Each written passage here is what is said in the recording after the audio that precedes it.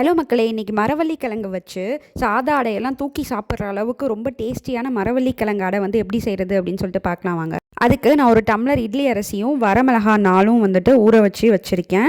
ஒரு 2-3 ஹவர்ஸாக வந்துட்டு அது ஊறினதுக்கப்புறமா வந்துட்டு ஒரு மிக்சி ஜாரில் நம்ம எடுத்து வச்சுருக்க இட்லி அரிசி, வரமிளகா, சோம்பு, ஒரு டேபிள் ஸ்பூன் சோம்பு, உப்பு, பெருங்காயம் இதெல்லாம் போட்டு அரைச்சிட்டு வந்துடலாம். அதுக்கப்புறமா அதை அரைச்சி ஒரு பாத்திரத்தில் ட்ரான்ஸ்ஃபர் பண்ணதுக்கப்புறமா மரவள்ளி கிழங்கை கேரட் துருவதில் வச்சு துருவிட்டு அதையும் மிக்சி ஜாரில் போட்டு அரைச்சிட்டு மாவோட நல்லா கலந்து விட்டுருங்க.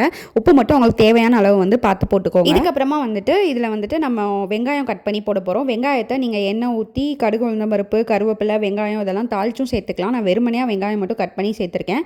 இதுக்கப்புறமா வந்துட்டு தோசை சட்டியை வச்சு நல்லா ஒரு கரண்டி மாவு எடுத்து ஊற்றி 2 பக்கமும் எண்ணெய் ஊற்றி திருப்பி விட்டு எடுத்தீங்க அப்படின்னா சூப்பரான அடை வந்துட்டு ரெடி ஆயிடுச்சு. இதுக்கு வந்துட்டு நாங்கள் கார சட்னி வச்சு சாப்பிட்டோம். தேங்காய் சட்னி வச்சு சாப்பிட்டீங்க அப்படின்னா இன்னும் அல்டிமேட்டாக இருக்கும். ட்ரை பண்ணி பாருங்கள்.